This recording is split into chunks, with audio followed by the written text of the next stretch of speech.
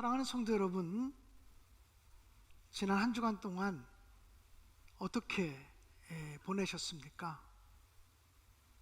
아니, 지난 1개월 동안 2021년 희망차게 출발했지만 한 달을 어떻게 보내셨습니까? 푸른 초장, 쉴만한 물가로 인도함을 받는 것처럼 사셨습니까? 아니면 풍랑이 이는 거친 바다를 항해하는 것처럼 살고 계십니까? 메마른 땅 빈들을 걸어가는 것처럼 살아가고 계시지는 않으신지요? 정말 하나님은 살아계셔, 하나님이 살아계시다 증거할 만한 체험을 하며 살아오셨습니까? 아니면 하나님이 살아계시다면 이건 아니지, 하나님이 살아계신데 어떻게 이런 일이 생겨? 하나님이 우리와 함께 하신다 그러는데 어떻게 이런 큰 고난, 어떻게 이런 큰 환난이 우리에게 있어? 난 하나님을 이해할 수 없어. 하나님을 이해하려고 해도 하나님을 받아들일 수가 없어. 겉으로 표현하지 못해도 그런 절망감을 가지고 또 그런 아픔을 가지고 살아가고 계신 분은 안 계신지요? 저도 모태신앙의 사람으로 지금까지 신앙생활하며 살았습니다만, 하나님이 살아계시구나, 하나님 영광 받으세요, 기쁨과 환희의 외침을 외쳤던 순간은 짧고, 하나님 도대체 왜 이러세요? 하나님이 이러시면 안 되죠. 하나님 뭔가 좀 실력을 보여주세요. 하나님 능력을 좀 나타내 주세요. 이렇게 안타깝게 하나님을 향해 부르짖고 호소하며 탄식했던 시간이 더 많다고 하는 사실을 저는 알고 있습니다. 오늘 성경 본문으로 택한 것은 시편 73편입니다. 시편 73편을 보면 아삽의 시라고 되어져 있습니다. 아삽이라고 하는 사람은 다윗 왕 때에 찬양하는 일을 맡았던 레위인입니다. 아삽, 아두둔, 헤만 이런 사람들과 함께 찬양하는 일을 맡았던 사람입니다. 오늘날로 말하면 찬양대원인데 그냥 대원 중에 한 사람이 아니라 대장님이나 지휘자 역할을 맡았던 사람이고, 다윗 왕 때에 하나님을 찬양하는 일에 있어서 책임적인 위치에 있던 사람입니다. 그러니까 늘 입을 열면 하나님을 찬양해야 되는데, 늘 입을 열면 하나님께 감사해야 되는데, 늘 입을 열면 하나님께 감사 영광을 돌려야 되는데, 맞닥뜨리는 환경과 상황은 그렇지 못하다는 거예요. 오늘 우리 찬양대에 계신 분들도 하나님을 찬양하지만 이 자리에 나올 때까지 내가 하나님을 찬양하기에는 합당하지 않다, 이번 주 내가 만난 환경과 내가 만난 상황이 하나님을 찬양하기엔 너무 불편하다, 혹시 이런 마음을 가지고 와서 이 자리에 앉아 계신 분들도 있을지도 모르겠어요.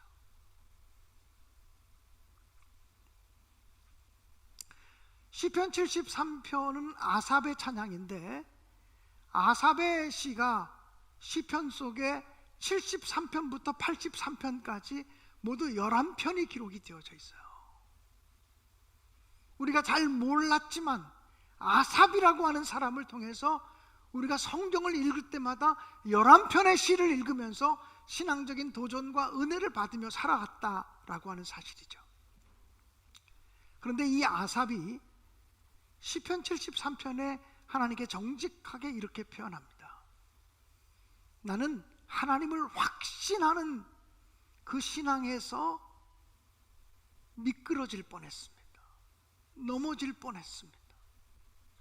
나는 하나님을 믿는 그 믿음에서부터 실족해서 미끄러질 뻔했습니다.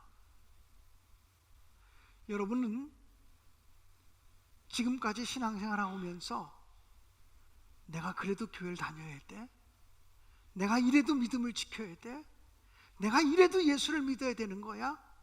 이런 갈등과 고민이 찾아온 적은 없으신가요? 표현하진 않아도 다 그런 고민들이 내적으로 있다고 생각이 되어집니다. 아삽이 바로 그랬습니다. 아삽이 하나님을 확신하는 데서, 하나님을 믿는 믿음에서 넘어지고 미끄러져 실족할 뻔했던 경험은 왜 오게 되었을까요?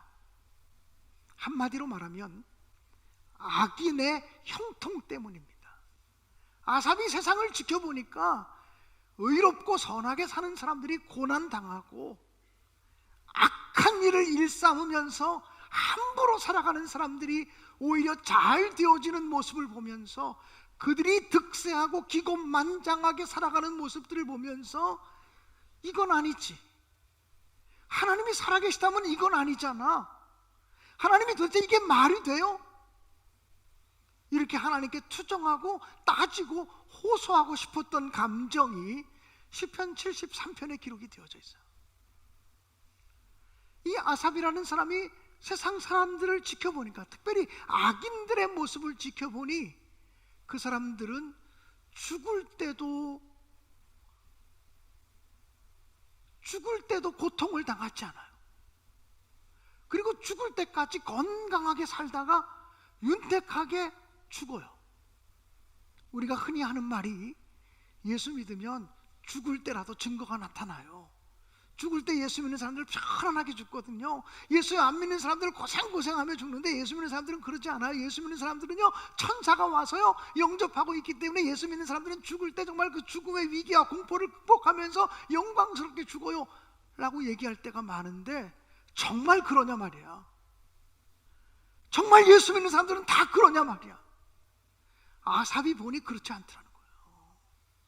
예수 믿는 사람, 아니 그 당시는 예수님 때가 아니니까 하나님 믿는 사람들도 죽을 때 고통당하며 절망스럽게 죽어가는 사람들이 있는데, 오히려 악한 일을 일삼으며 살아가는 사람들이 죽을 때도 고통당하지 않고 몸에 윤기가 나게 죽어가는 모습들을 보면서, 이건 아니잖아, 하나님이 살아계시면 이건 아니지, 이런 마음을 품게 되는 거예요.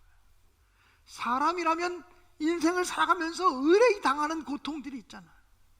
물질의 문제, 건강의 문제, 자녀의 문제, 관계의 문제, 사람이라면 의뢰이 당해가는 문제들이 있고 고통들이 있는데, 악인들을 보니까 보통 사람들이 당하는 고난도 당하지 않고 그런 아픔도 당하지 않고 살아가는 것 같아요. 그 사람들은 그래서 오만해져 가지고 눈은 남을 거만한 눈으로 이렇게 쳐다보고, 폭언을 일삼고 폭력을 일삼고, 그렇게 살아가는데도 이상하게도 그 사람들은 잘 되고 편안하고, 심지어는 재산이 늘어가고 부자가 되어지는 모습들을 보면서 아삽은 절망하는 거죠. 하나님을 찬양하는 직분을 가지고 있어서 하나님을 기쁘게 찬양해야 되는데, 그 찬양할 때 찬양의 그 가사가 얼굴 속에 표정이 되고 고백이 되게 찬양해야 되는데 그럴 수가 없는 거예요. 하나님이 너무 우리를 실망시키기 때문에, 하나님이 우리를 절망시키기 때문에 그렇게 살아갈 수가 없는 거예요. 근데 여러분,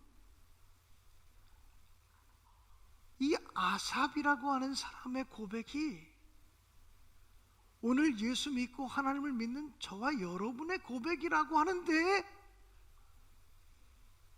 우리의 아픔이 있어. 구약시대의 하나님은 그랬지만 신약시대의 하나님은 그렇지 않아. 신약시대의 하나님은 성령님으로 우리에게 다가오셔서 우리를 매 순간마다 돕기 때문에 그렇지 않아. 그렇게 얘기하면 얼마나 좋겠어. 그렇게 얘기할 수 있다면 전도하기가 얼마나 편하겠어. 예수 믿자고 교회 오자고 권면하기가 얼마나 편하겠어요. 근데 그렇지 않다는 거예요. 이게 바로 우리의 아픔이고, 이게 바로 우리의 슬픔이고, 시편 73편의 아삽의 고백이 수천 년 전 어떤 믿음의 사람의 고백이 아니라 오늘 나의 고백이로구나, 이렇게 느끼게 되는 거죠. 이 아삽이라고 하는 사람은 악인들이 잘 되어지는 모습들을 보면서 어떤 회의가 찾아오냐면, 오늘 성경 본문으로 읽진 않았지만 73편 13절에서 그는 이렇게 고백을 합니다. 내가 내 마음을 깨끗하게 하며 내 손을 씻어 무죄하다 한 것이 실로 헛되도다. 내가 그동안 믿음 지키면서 깨끗하게 의롭게 살아보겠다고 한들 이게 무슨 소용이냐 말이야. 내가 내 양심껏 믿음 지키며 살아보겠다고 몸부림치며 살았는데 이거 다 헛것 아닌가? 이거 다 허사 아닌가? 악한 사람들이 더 잘되고 더 득세하는 모습들을 보면서 나만 이렇게 고생하며 살 필요가 뭐 있나? 나만 이렇게 양심적으로 죄지면 괴로워하고 이렇게 살 필요가 뭐 있나? 오히려 자기가 양심적으로 의롭고 깨끗하고 경건하게 살아가려고 하는 것이 이게 다 의미 없는 일이고 이게 다 헛고로구나, 이런 생각이 들기도 해요. 도대체 내가 믿는 하나님은 어떤 하나님이지? 나는 하나님의 어떤 하나님을 믿는 거지? 하나님을 알고 싶은데 왜 의인에게 고난이 있고 왜 악인이 잘 되는지 이 문제를 좀 풀어보고 싶은데 풀어볼 길이 없어요. 너무나 어려운 문제야. 그래서 아삽이라는 사람은 16절에서 이렇게 고백을 하죠. 내가 어쩌면 이를 알까 하며 생각한즉 그것이 내게 심한 고통이 되었더니. 새번역 성경에 보면 고통의 문제를 자기가 깨달아 보려고 힘썼지만 풀 수 없는 어려운 문제가 되었다는, 이걸 어떻게 풀어볼 수 없는 너무나 어려운 문제라는 거. 가끔 가다가 여기에 목사의 고민이 있고 목사한테 아픔이 있습니다.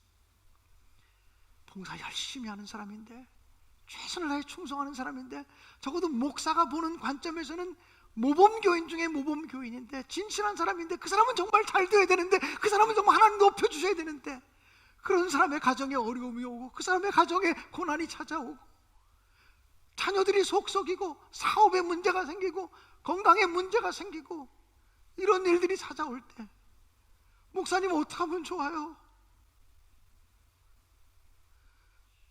하나님이 저를 버리셨나 봐요. 하나님이 저희 가정을 외면하시나 봐요. 이렇게 하소연하는 교인들이 찾아올 때 뭐라고 얘기해줘야 되는데 얘기하기가 참으로 어려운, 풀 수 없는 문제. 오늘 아삽이라는 사람이 16절에서 이 문제는, 의인이 고통당하는 문제는 풀 수 없는 정말 어려운 문제가 되었다고 고백했는데, 이것이 목사인 저의 고민이기도 해요. 어쩌면 이것은 오늘 신앙생활하는 우리 모두의 고민이기도 하다는 거예요. 그런데 시편 73편 17절에 보면 아삽의 반전을 이루는 새로운 고백이 나옵니다. 우리 한번 17절을 같이 한번 읽어보실까요? 같이 읽겠습니다. 시작.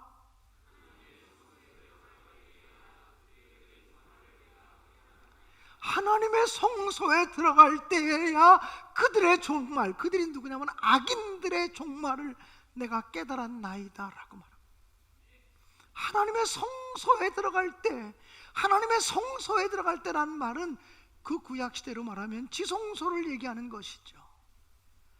그러니까 하나님의 성소에 들어갈 때라는 말이 무슨 말입니까? 오늘 이 예배당에 나올 때, 교회 들어올 때라는 말입니까? 그 말이 맞을 수도 있지만 100% 맞지 않습니다. 하나님의 성소에 들어간다라고 하는 것은 예배당 안으로 들어온다라고 하는 말이 아니라 하나님의 은혜의 보좌 앞으로 나가는 것을 말하고, 하나님의 임재 앞으로 나가는 것을 말하고, 하나님의 말씀 앞으로 나가는 것을 의미합니다. 교회를 한번 나와서 이곳에 앉아 계셔도 하나님의 임재 앞으로 나가지 못하는 예배를 드릴 때가 사실은 더 많아요. 하나님의 은혜의 보좌 앞으로 나가지 못하는 예배를 드리고 예배 구경하고 갈 때가 더 많아요. 저도 그래요. 저도 100번의 예배를 드리면 하나님의 임재의 보좌 앞으로 나가서 하나님 함께 하시고 하나님의 음성을 듣는 예배는요 100번 중에 한두 번밖에 안 되는 것 같아요. 그렇게 탄식하며 그렇게 질문이 많고 해결할 수 없는 문제라고 얘기했던 아삽이 하나님의 성소에 들어갈 때에 그들의 종말이 어떠함을 깨달았도다라고 말해요.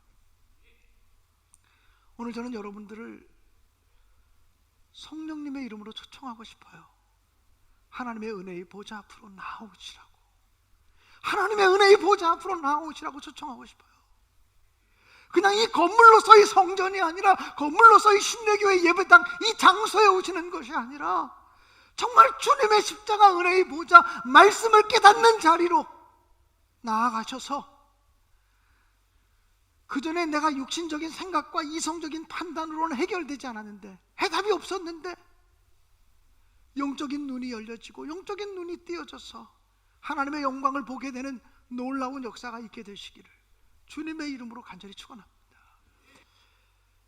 악인들이 결국은 어떻게 될 거냐면, 주여, 사람이 깬 후에는 꿈을 무시함같이 주께서 깨어나신 후에는 그들의 형상을 멸시하리이다.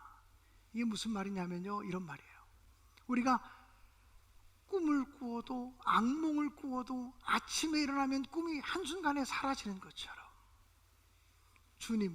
주님께서 깨어나실 때에는 그들이 꿈처럼 사라져갈 것이라고. 주님이 깨어나시는 때, 그게 언제입니까? 주님의 시간에는. 주님이 계시지 않은 게 아니에요. 주님이 역사하지 않는 게 아니에요.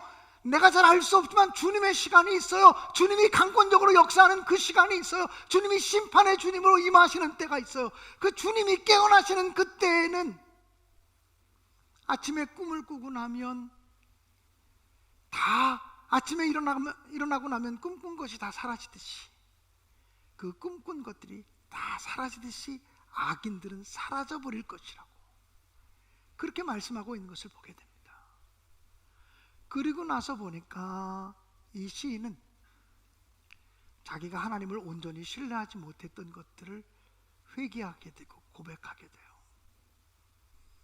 내가 그렇게 아프고 내가 그렇게 절망스럽고 내 가슴이 시리고 내 심장을 칼로 찌르는 것 같은 고통을 당할 때에도 하나님을 깨닫지 못하는 나는 무지한 사람이었습니다. 그저 한 마리의 짐승에 불과했다고 고백을 해요. 짐승처럼 어리석었다고, 영적인 세계가 열려지지 않은 어리석은 사람이었다고, 그저 고깃덩어리, 육체덩어리만 가지고 있는 인간이었다고.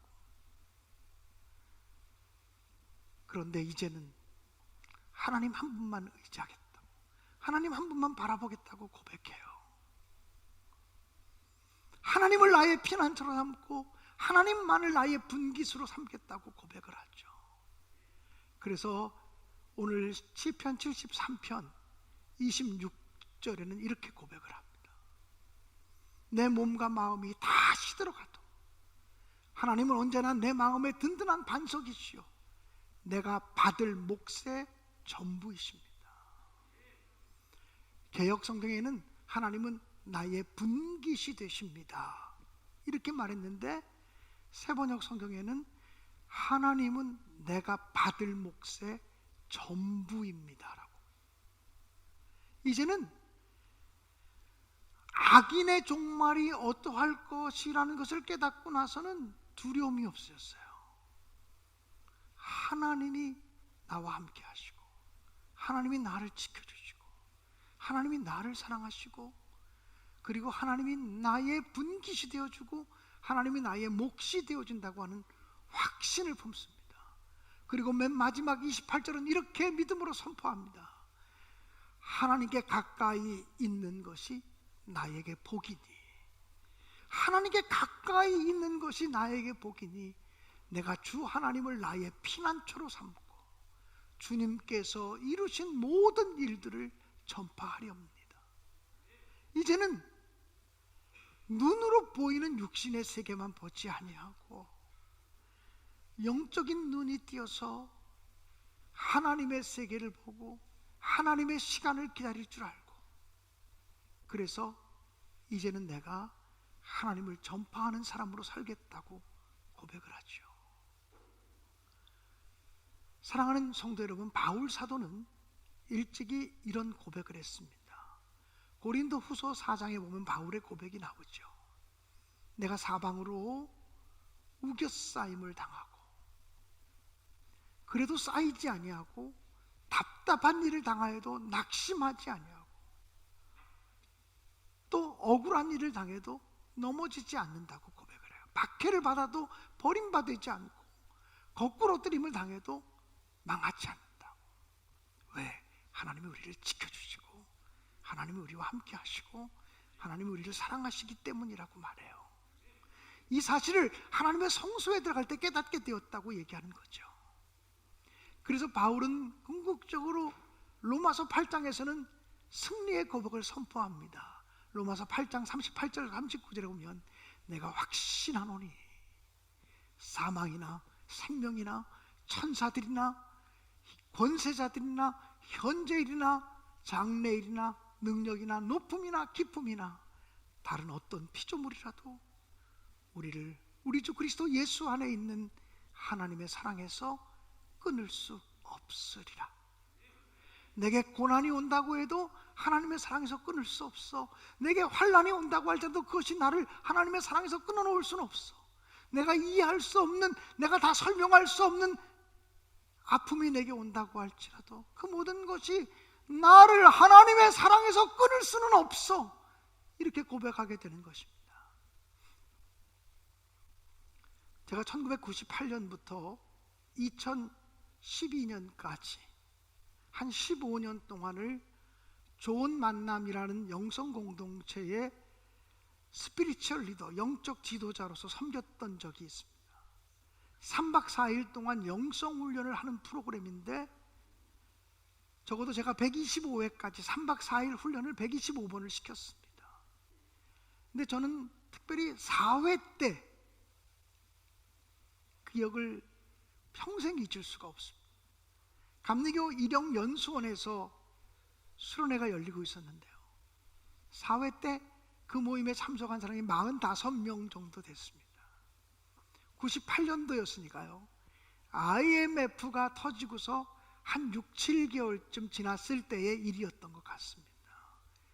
굉장히 힘들고 어려운 일을 당했던 사람들이 영성훈련을 받기 위해서 한 45명 정도가 모여왔습니다. 저는 아무리 그 앞에서 제가 말씀을 전해도 말씀을 받아들이지 않고 얼굴이 굳어져 있는 그들 앞에서 절망할 수밖에 없었습니다. 찬양팀이 아무리 찬양하며 목이 터져라 찬양을 해도 반응이 없었습니다. 나중에 그룹 미팅을 통해서 알아보니까 그들 45명 가운데 한 15명 정도가 아주 절망적인 삶의 위기 속에 놓여 있었습니다. IMF를 겪으면서 가정이 해체되고 사업이 부도가 나고 집도 절도 없이 쫓겨나고 또 경제적으로 신용불량자가 되어서 지금 도망 다니고 있고 숨어 지내는 사람들, 그런 사람들이 45명 가운데 한 15명 정도가 들어왔어요. 그래서 그들은 입만 열면 죽고 싶다고, 내가 왜 살아야 되는지 모르겠다고, 그래서 내가 집사로 권사로 장로로 최선을 다해서 하나님을 섬기고 교회를 섬겼는데 우리 가정이 왜 이렇게 큰 고난을 당해야 되는지 알 수가 없다고 얘기하며 탄식하셨어요. 근데 그 당시에 송팀 리더였던 이원희 목사라고 하는 저의 친구인데, 이원희 목사가 이런 찬양을 불렀어요. 험한 세상 살면서 내게 시련이 와도 내게 슬픔이 와도 나는 주만 따르리. 우는 사자와 같이 저 막이 나를 삼키려. 나를 유혹하지만 나는 주만 보리라. 환난아 내게 오너라. 시련아 내게로 오라.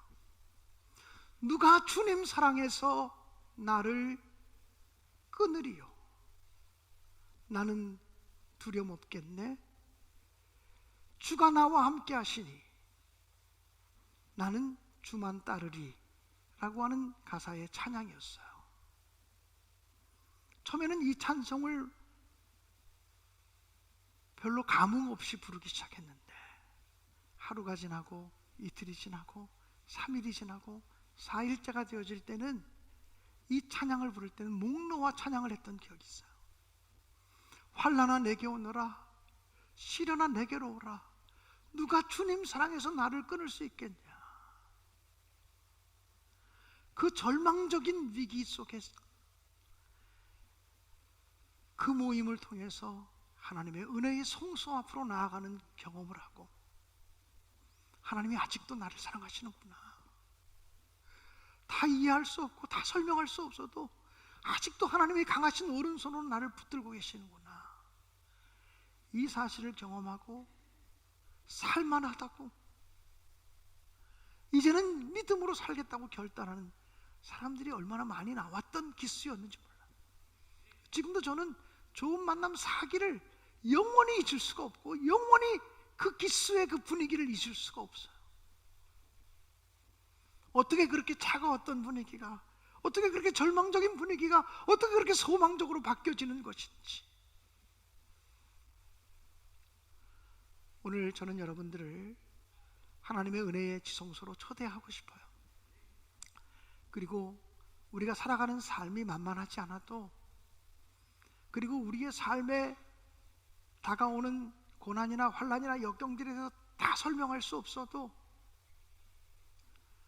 한 사람 한 사람이 은혜의 지성소로 들어가셔서 살아계신 하나님을 경험하시고 하나님의 임재를 경험하시고 하나님의 사랑을 경험하시고,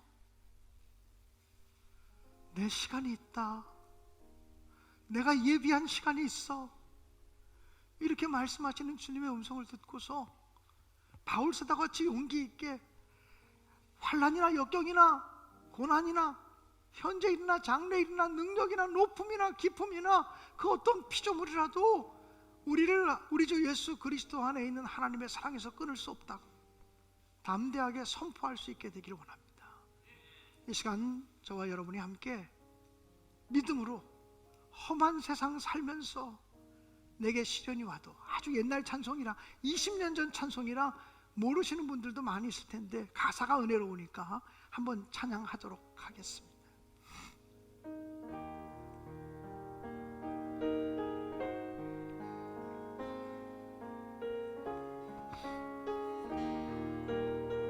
험한 세상 살면서, 험한 세상 살면서 내게 시련이 와도, 내게 시련이 와도, 내게 슬픔이 와도, 내게 슬픔이 와도 나는 주만 보리라. 오는 사자와 같이 저막이 나를 삼키려, 저막이 나를 삼키려, 나를 유혹하지만, 나를 유혹하지만 주가 나를 지키래, 주가 나를 지키리. 환난아 내게 오너라, 환난아 내게 오너라. 시련아 내게 오너라. 누가 주님 사랑해서, 누가 주님 사랑해서 나를 끊으리요. 나는 괴로움 없겠네. 주가 주가 나와 함께 주가 나와 함께 나를 인도하시니 나를 인도하시니 나는 주만 따르니. 우리 다 함께 일어나서 처음부터 부르겠습니다. 세상 살면서 내게 시련이 와도 내게 시련이 와도 내게 슬픔이 와도 내게 슬픔이 와도 나는 주만 보리라. 나는 주만 보리라. 우는 사자와 같이 사자와 같이 저 막이 나를 삼키려 저 마음이 나를 삼키려 나를 유혹하지만 나를 유혹하지만 주가 나를 지키리. 주가 나를 지키리. 말라라 내게 오너라. 내게 오너라. 시련아 내게 오너라. 시련아 내게 오너라. 누가 주님 사랑해서 누가 주님 사랑해서 나를 끌리요. 나는 괴로움 없겠네. 주가 나와 함께해 주가 나와 함께 나를 인도하시니 나를 인도하시니 나는 주만 따르리. 나는 주만 따르니. 말라라 내게 오너라. 내게 오너라.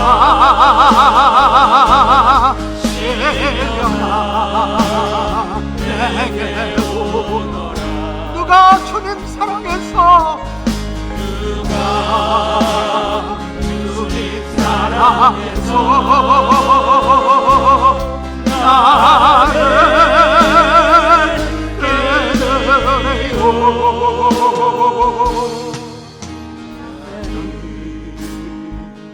괴로움 없겠네. 주가 나와 함께 나를 인도하시니 나를 인도하시니 나는 주만 따르리.